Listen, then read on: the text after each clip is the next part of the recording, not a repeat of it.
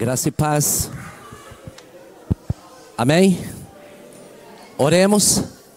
Senhor, nosso Deus, nosso Pai maravilhoso, nosso Pai glorioso, muito obrigado, Senhor, por esta manhã tão especial. Obrigado por estarmos na Tua casa. Obrigado por podermos invocar o Teu nome. Obrigado por termos sido amados por Ti, perdoados por Ti, e nesta manhã conduzidos até a Tua casa. Fale conosco para a Tua glória, em nome de Jesus. Amém. Os irmãos podem sentar-se.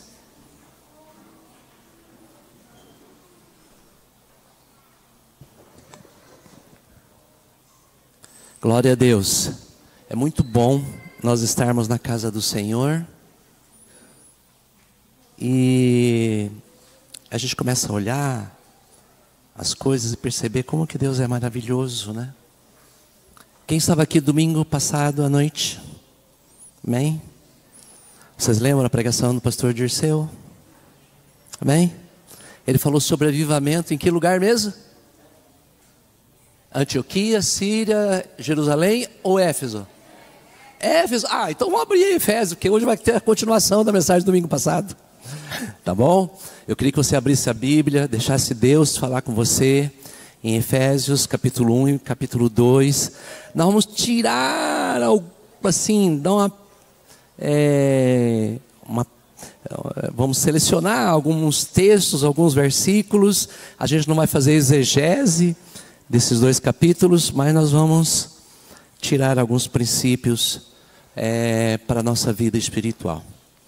Nós estamos aproveitando esses dois primeiros finais de semana de fevereiro, para trabalhar sobre unidade. E a partir do terceiro final de semana, para a glória de Deus, os PGs voltam com tudo, amém? Glória a Deus. Então eu estou sabendo já, por exemplo, o PG de Tranqueira já voltou, né, Ali? A irmã Neuza, esse final de semana, já vi foto lá, os irmãos se reunindo, fazendo confraternização. Já fui convidado até para um churrasco de um dos outros PG antes de começar. Não sei se eu vou conseguir, lá na casa do Cleverson, o PG de terça-feira, mas os outros PGs, se você não faz parte de um PG, a gente tem PG de mulher, de homens, de casais, de jovens, tem online, tem presencial, tem 8 horas da noite, tem um pouquinho mais tarde, né? Para todos os gostos e horários. Não fique fora, porque a partir do terceiro final de semana a gente volta com as mensagens de sábado e também os nossos encontros de pequenos grupos, falando sobre consciência missionária, chamado, e a gente vai começar já com Abraão. E o presbítero Isaías já vai estar afiando já a espada aí, passando esmerilo na espada aí para o primeira mensagem inaugural do ano aí, no dia 17. Queridos irmãos, mas voltando aqui, falando sobre unidade, é importante a gente ter consciência de quem é Jesus. Quem realmente é o Senhor? Nós acabamos de cantar aqui, a cruz do Rei Jesus.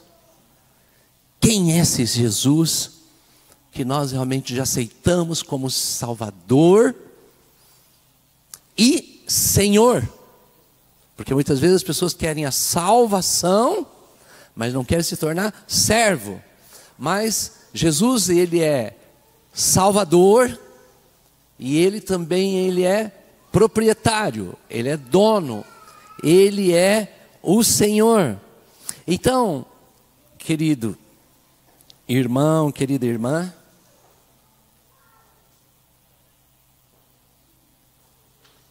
se você ainda nunca parou para pensar sobre Jesus, Jesus não foi apenas uma boa pessoa, um filósofo, alguém excepcional. Não, é mais do que isso. Olha o que vai acontecer no futuro, e já está acontecendo, está havendo uma preparação. Capítulo 1, no versículo 10.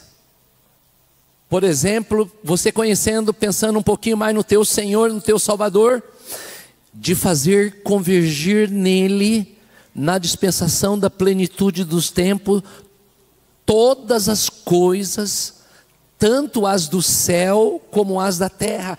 Em Cristo vai convergir, já está convergindo todas as coisas que estão nos céus e na terra. Dá uma olhada, capítulo 1, a partir do versículo 20, ainda um texto, nesse texto de Paulo, declarando quem é o teu Senhor, quem é o teu Salvador. Diz assim: e ele exerceu esse poder em Cristo, ressuscitando dentre os mortos e fazendo assentar à sua direita nas regiões celestiais. Olha o versículo 21, qual é a posição de Cristo? Acima de todo principado, potestade, poder, domínio e de todo nome que se pode mencionar, não só no presente século, mas também no vindouro. E ele sujeitou todas as coisas debaixo dos pés de Cristo, para que ser o cabeça de todas as coisas, e o deu à igreja. Olha só, tudo pertence a Cristo, e ele vai fazer um presente maravilhoso para o seu povo. Deu para a igreja.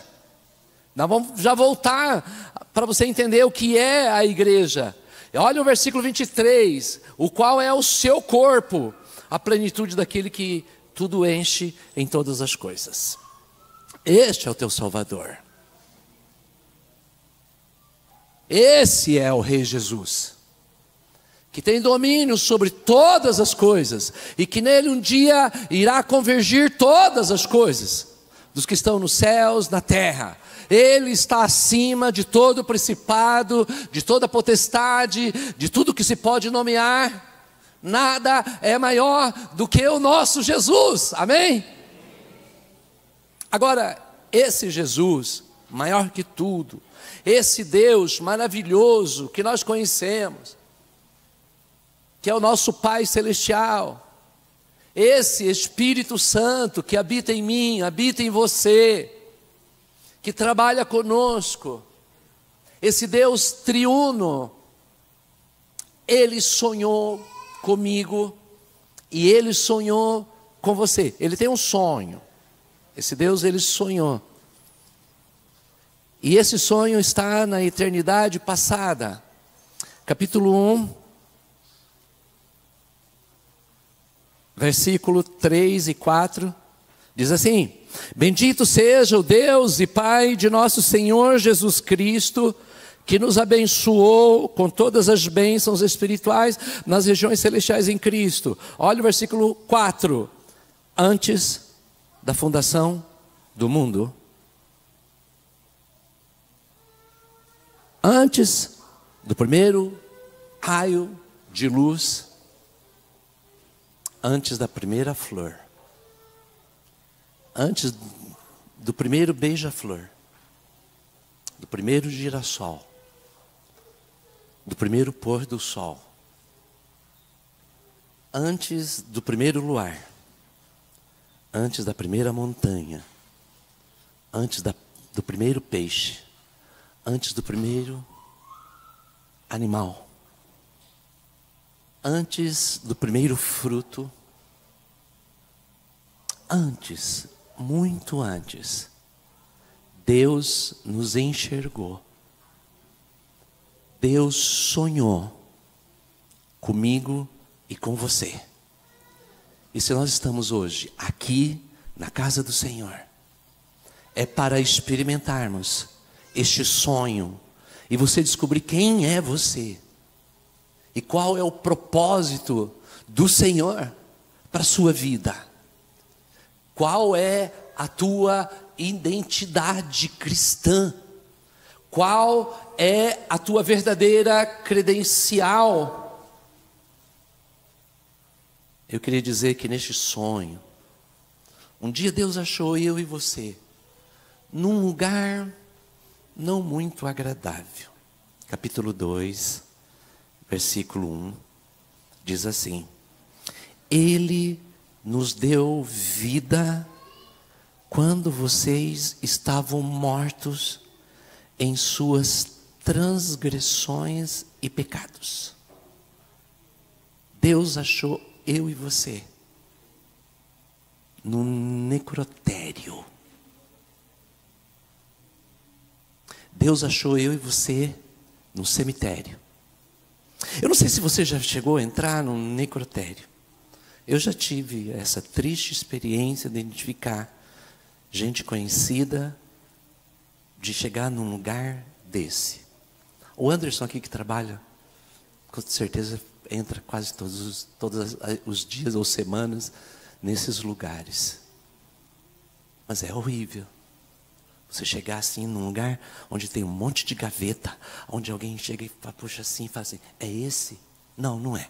Abre outra, cheio de gente, congelado. E você identificar alguém, de repente você depara e conhece um rosto. Aonde que Deus achou eu e você? Deus achou eu e você num necrotério. Nós estávamos mortos, mas mortos em nossos delitos e pecados. A maioria das pessoas que a gente conversa na rua, eles estão mortos, mortos espiritualmente. Os teus colegas de trabalho, eles estão vivos fisicamente, mas mortos espiritualmente num necrotério espiritual. A maioria dos nossos colegas de escola estão mortos espiritualmente. A maioria dos nossos vizinhos estão mortos. Nós entramos em ônibus lotado de gente morta.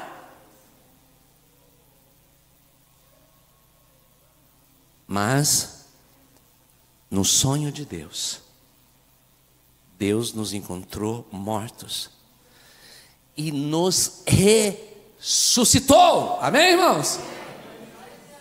Se você está vivo hoje, é porque um Deus maravilhoso te ressuscitou espiritualmente. E aí continua dizendo a situação das pessoas: ele te encontrou morto. No versículo 2, você estava sendo levado pelo curso do mundo, nos quais vocês andaram no outro tempo, segundo o curso deste mundo. O mundo tem como um rio. Um rio que transborda e começa a levar as pessoas. É horrível quando a gente vê enchente e pessoas sendo levadas nesses dias de muita chuva aqui no nosso país. Mas nós também andávamos assim, carregados segundo o curso deste mundo.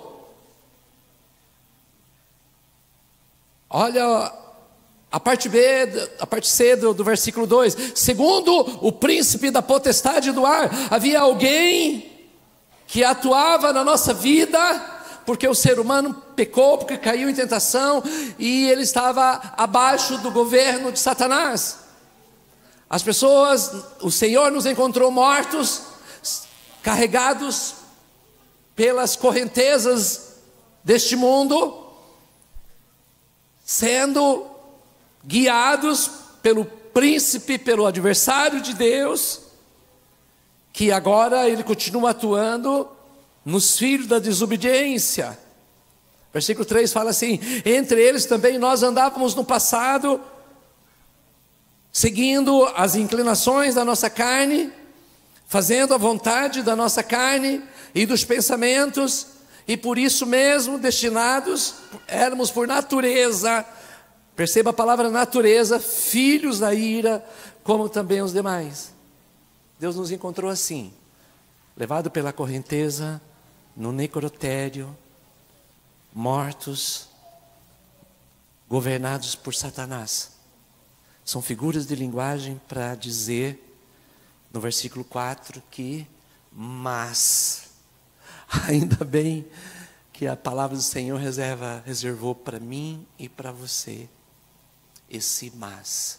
Olha o 4, mas Deus, sendo rico em misericórdia, por causa do grande amor com que nos amou, e estando nós mortos em nossas transgressões, nos deu vida, nos ressuscitou com Cristo.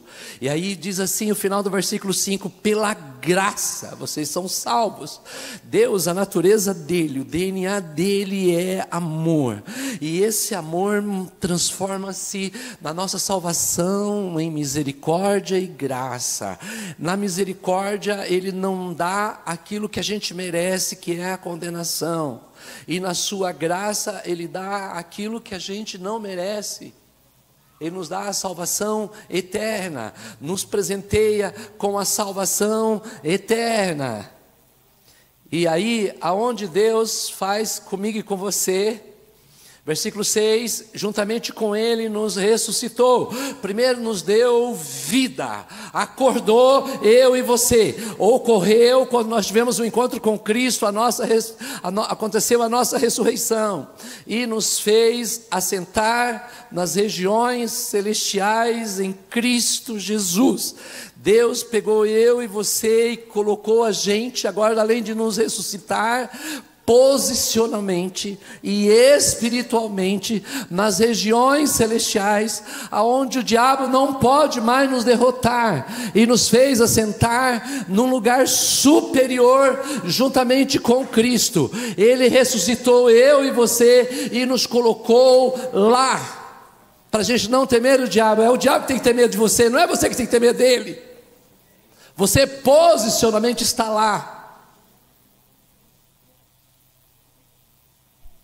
O presidente dos Estados Unidos, ele emite os seus decretos, assina as suas leis na Casa Branca. Ele tem uma cadeira, uma escrivaninha onde ele assina. Mas quando ele não está lá, quando ele não está sentado na cadeira, ele deixa de ser presidente dos Estados Unidos? Ou ele continua sendo presidente dos Estados Unidos?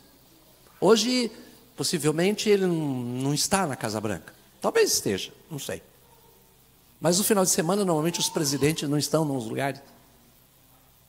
Mas eu pergunto, ele deixa de ser presidente dos Estados Unidos quando ele não está sentado na cadeira? Não, ele não deixa.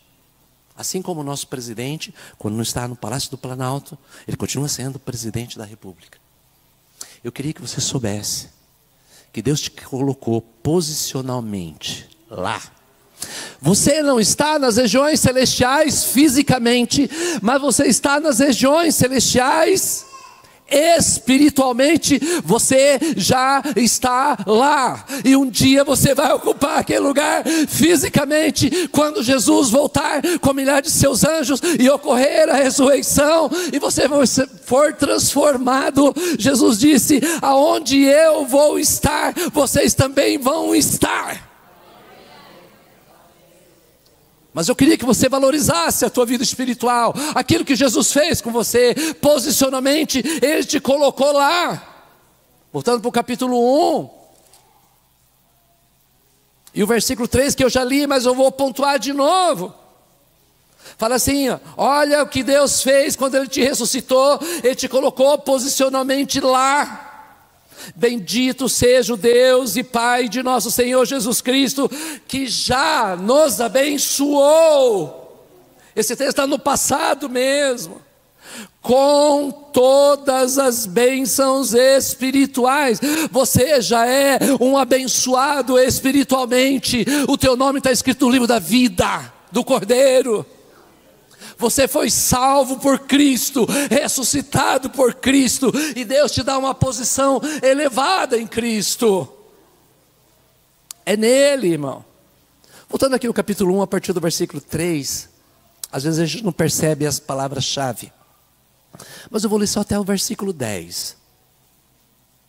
Eu quero que você perceba A palavra ele, nele, porque não é em nós, é em Cristo. Olha só, nos abençoou com todas as regiões celestiais em Cristo. Antes da fundação, Deus nos escolheu nele para sermos santos e irrepreensíveis diante dele em amor. Nos predestinou para ele, para sermos adotados como seus filhos por meio de Jesus Cristo, segundo o propósito da sua vontade, ou beneplácito da sua vontade, para louvor da sua graça, que ele nos concedeu gratuitamente no amado. Nele temos a redenção pelo seu sangue, a remissão dos pecados segundo a riqueza da sua graça, e que Deus derramou abundantemente sobre nós em toda sabedoria e entendimento. Ele nos revelou o mistério da sua vontade, segundo o seu propósito, que ele apresentou em Cristo, de fazer convergir nele, na dispensação da plenitude do tempo, todas as coisas, tantas que estão nos céus e na terra. E se você continuar lendo a carta de Efésios, é só assim: é nele, por ele, com ele. Para você não esquecer que Deus está trabalhando na sua vida, no seu coração, e que você pertence a Ele, e você só vai conseguir ser vitorioso nele, com Ele, por Ele, para Ele. É sempre Ele. Voltando para o capítulo 2.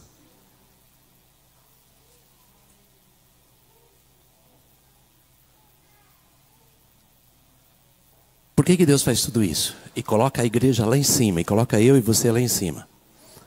Versículo 7.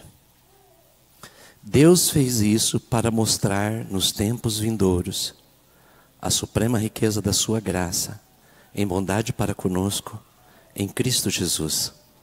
Versículo 8. Porque pela graça vocês são salvos mediante a fé. Isso não vem de vocês, é um dom de Deus.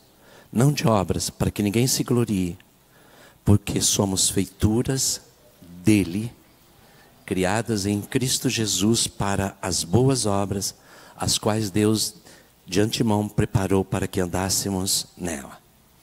Nós não somos salvos pelas obras, nós somos salvos pela graça. Mas e as obras?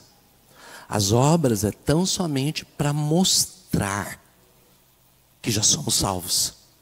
As obras só mostram que nós já estamos salvos. É só uma demonstração da regeneração que está acontecendo dentro de nós. Deus escolhe coisas, traça projetos para mim e para você, na nossa vida, para a gente glorificar. Deus preparou de antemão para que andássemos nela. Nós não somos salvos pelas obras, mas nós somos salvos para as obras. É quase a mesma coisa, só que a gente não pode confundir, porque a salvação não depende da nossa capacidade, mas da capacidade de Deus. Não é as nossas obras que nos salvam, mas a obra de Cristo. Agora, isso não impede que eu e você, porque dentro do projeto de Deus, Deus deseja que nós andemos em santificação para a glória dEle. É sempre para a glória dEle, para louvor da glória dEle, e para viver para a glória dEle é um lindo projeto de Deus. Dá uma olhada no capítulo 1, versículo 6. Para louvor da sua graça. Olha o versículo 12. A fim de sermos para louvor da sua glória.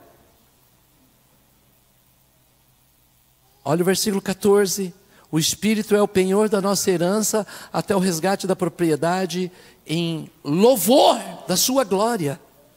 Eu e você, nós somos convocados a sermos adoradores, para o louvor da glória de Deus, para glorificar a Deus, para exaltar a Deus. Muitas vezes, muitos irmãos já chegaram para mim e falaram assim: pastor, lá no céu, será que vai ser? Eu acho que vai ser meio monótono, não é? Porque a gente vai ficar glorificando a Deus dia e noite. Fica só santo, santo, santo, santo. Porque a gente tem a imagem do Apocalipse dos anjos adorando a Deus e dizendo santo, santo, santo, santo. Só isso, pastor. Não é muito pouco. Eu queria dizer uma coisa para você, meu querido irmão. Como que eu entendo isso? Como que eu penso nisso? Quando é que a gente dá glória a Deus? Quando a gente glorifica a Deus? Assim, quando a gente não se segura, a gente fala glória a Deus. Quando a gente vê uma maravilha acontecendo, não é verdade? A gente está aqui na igreja, mas quando alguém fala, Jesus me curou, amém, glória a Deus. E a gente aplaude o Senhor, a gente glorifica o Senhor. A vida eterna que Deus preparou para mim e para você, ela é tão infinita, que existe espaços menores de tempo do que esse, mas vamos imaginar um bem pequeno. A cada milionésimo de segundo na eternidade, na infinitude de Deus, a gente vai descobrir e a gente vai ver coisas maravilhosas. A gente olha para um lado, a gente vê uma coisa maravilhosa e a gente diz glória a Deus. A gente olha para o outro lado e diz santo. A gente não vai se cansar. É por isso que o povo de Deus na eternidade vai ficando dando glória e aleluia o tempo todo, porque cada milionésimo de segundo ele vai descobrir uma nova dimensão desse Deus infinitamente por todos os séculos, e a gente não vai se cansar desse Deus infinitamente maravilhoso. Glorioso vai ser conhecer todas as galáxias. Maravilhoso vai ser conhecer a Nova Jerusalém. Grandioso vai ser rever os irmãos, os salvos de todos os tempos. Deus nos faz sentar lá. E a garantia dele. Na quarta-feira, a diaconisa Célia Campos pregou aqui para nós e citou esse versículo 13, que é Efésios 1, 13 e 14. Nele também vocês que ouviram a palavra da verdade, o evangelho da salvação, tendo nele também crido, receberam o selo do Espírito Santo da promessa. O Espírito 14 é o penhor da nossa herança, o resgate da sua propriedade, em louvor da sua glória. Deus nos dá o Espírito Santo como um selo.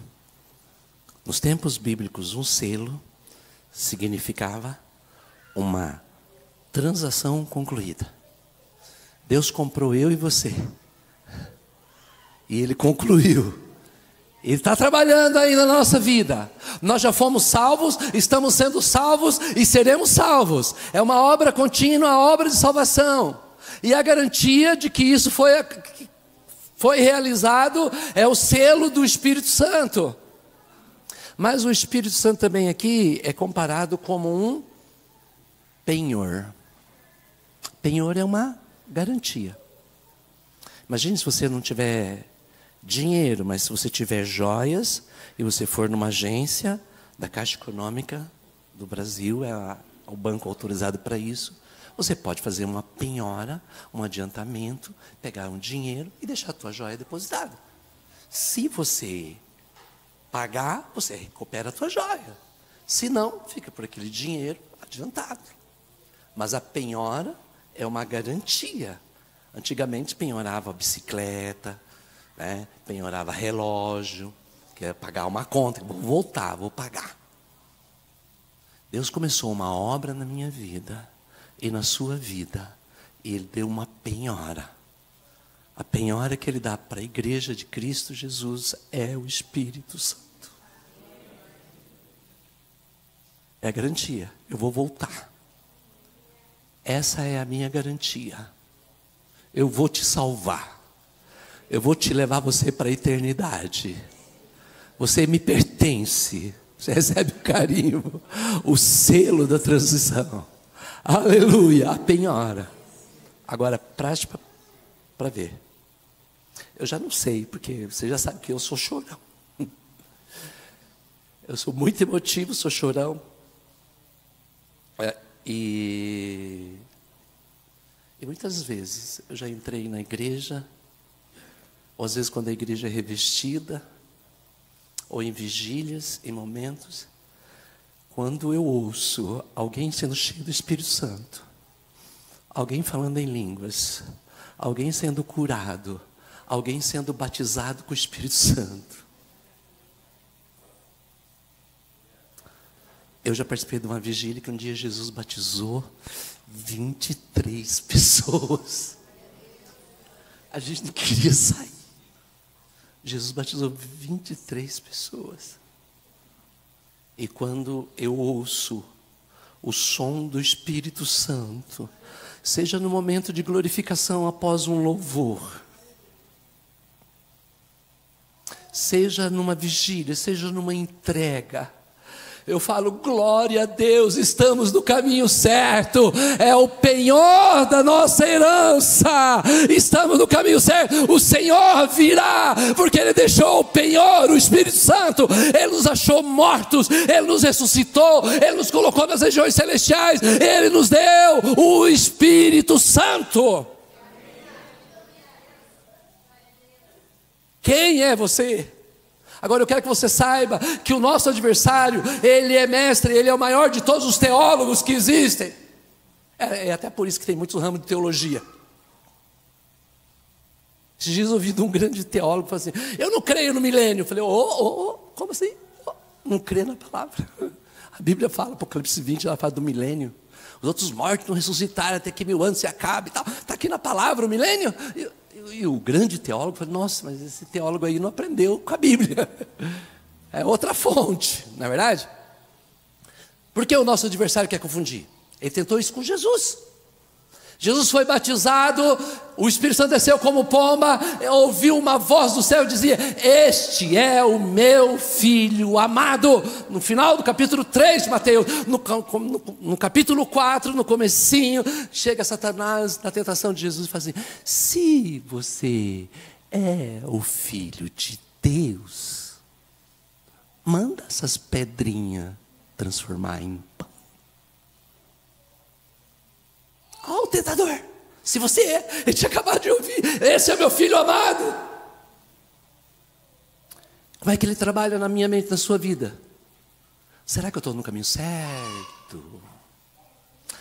Mas eu sou tão fraco, eu não oro como deveria orar, eu não frequento a igreja como deveria ser, eu tenho um monte de imperfeições. Todos nós temos imperfeições. Todos nós deveríamos carregar uma plaquinha em construção. Uma plaquinha assim escrito, em construção. Às vezes a gente vê em carros, né, um adesivozinho assim. Por favor, não buzine. Acabei de tirar a minha carta de motorista. Se você buzinar, meu carro vai afogar. Não buzina, por favor. Estou aprendendo a dirigir. Já viram essas plaquinhas? Acho que todos nós deveríamos assim. Estou crescendo na minha vida espiritual. Tenho um monte de imperfeições ainda. Mas eu tenho uma cadeira lá no céu, aleluia, Ele nos fez assentar nas regiões celestiais, pela graça dEle, pela bondade dEle, pela misericórdia dEle. Deus, não duvide da tua identidade, não duvide daquilo que Jesus fez por você, não duvide da compra que Ele fez por você, não duvide do selo que Ele colocou em você, meu querido irmão. E para concluirmos,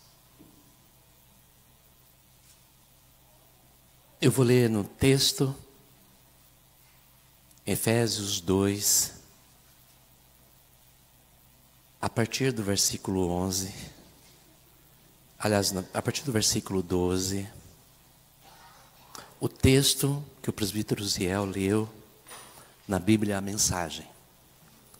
Eu vou ler nessa tradução, para você entender aonde que você está e qual a finalidade da sua vida.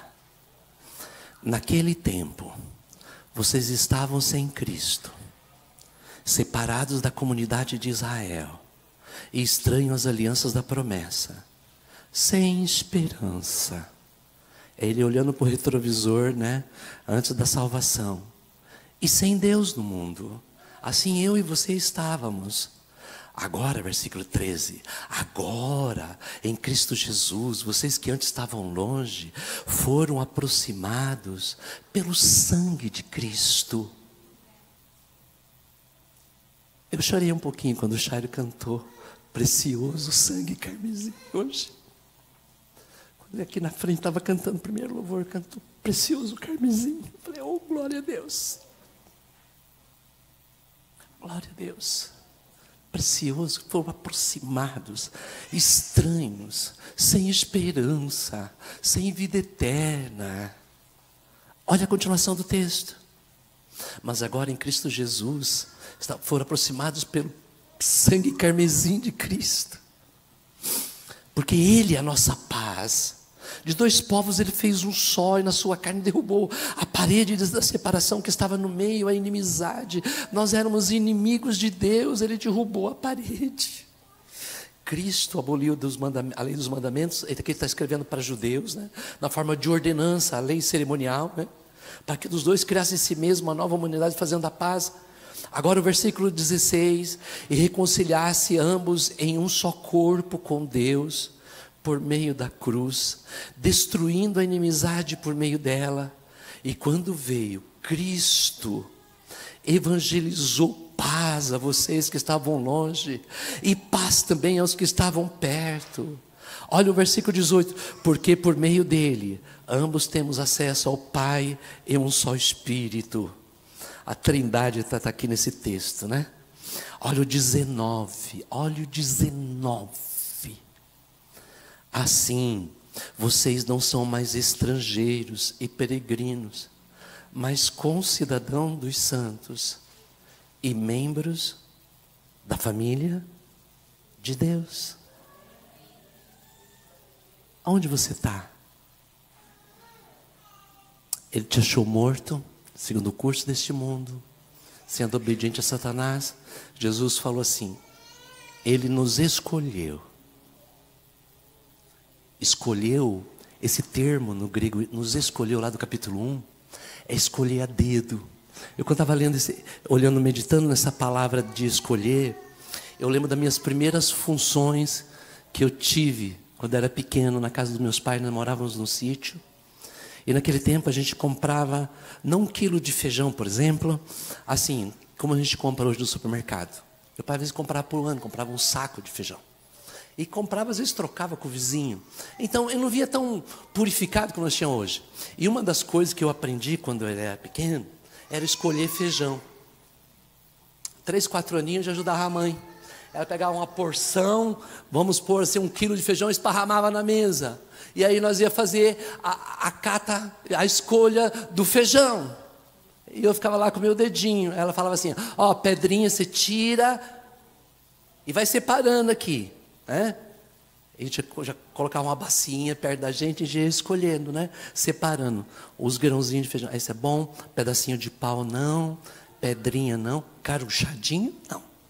Aí o restante a gente pegava assim e puxava a bacinha da gente. Eu aprendi isso quando era pequeno. Catar feijão. Deus olhou para esse mundo e viu a gente no meio de tantos bilhões de pessoas. Ele foi com o dedinho dele e falou assim, você para minha bacinha, você para cá. E nos escolheu para Ele. Amém, irmãos?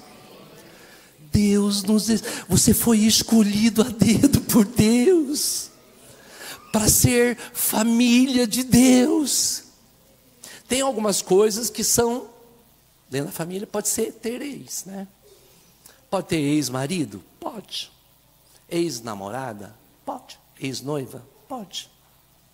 Falar em ex, se você é casado, não fala em ex, é proibido falar em ex. Se falar em ex-namorada, a gatinha que você é casado vai virar uma oncinha. Tá bom? E o leãozinho também, se você falar do ex-namorado, o gatinho que você é casado, vai virar um leão. Porque essas coisas têm ex-namorada, ex-noiva, né? Mas tem ex-pai? Tem? Ex-mãe? Tem? E ex-irmão? Tem? Ex-irmão? Existe ex-irmão?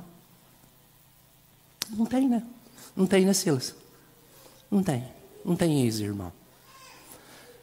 Deus escolheu eu e você para a gente ser membro, unido, para sermos uma família. E não tem mais jeito. Nós somos. Falar em ex, vocês quase tiveram um ex-pastor, mas eu vou ficar mais um tempinho, tá, irmãos? Com você.